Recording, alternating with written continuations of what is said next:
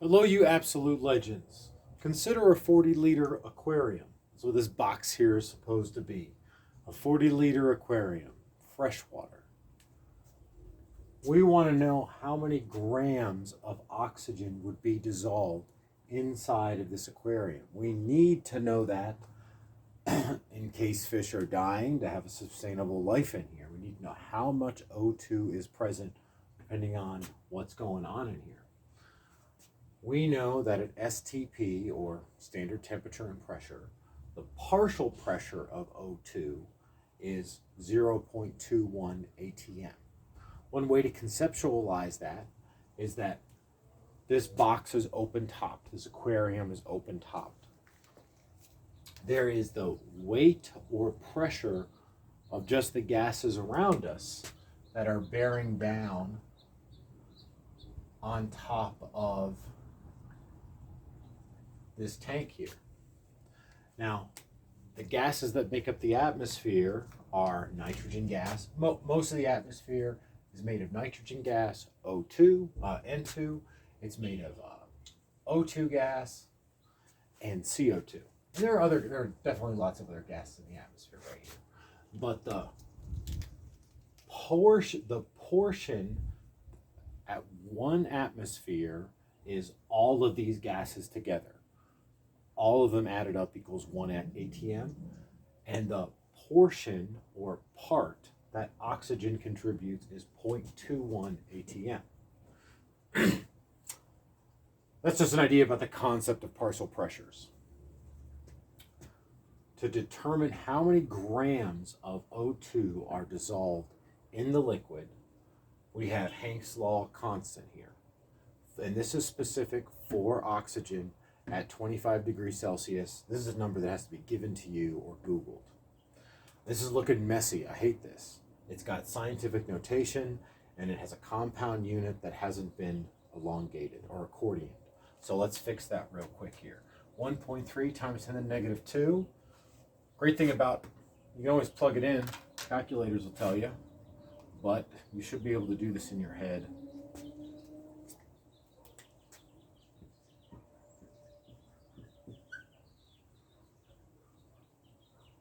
Did I do that wrong already?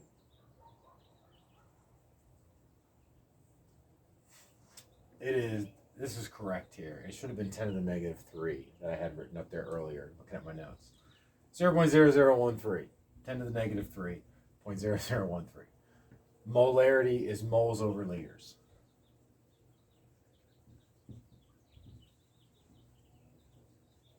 Okay, so those are expanded the units and fix that into standard notation right here. All right, great.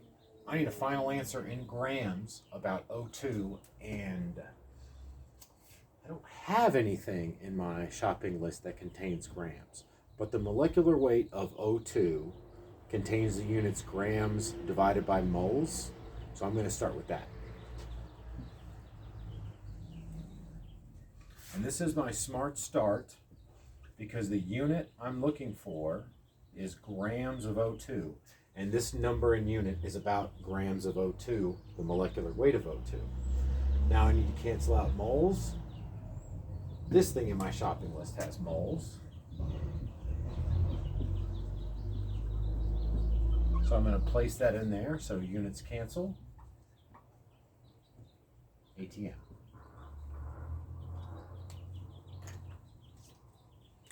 A unit cancels. I update my shopping list.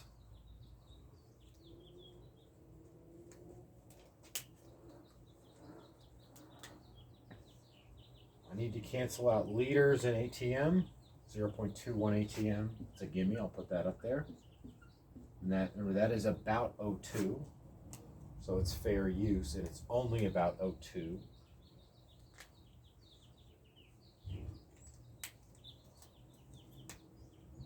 This is my process that I'm thinking about in here. I already have the unit I want my final answer in, so I'm just trying to keep this safe. So everything else is just trying to avoid my onslaught. I need liters to cancel out, and the last thing in my shopping list happens to be a unit of liters.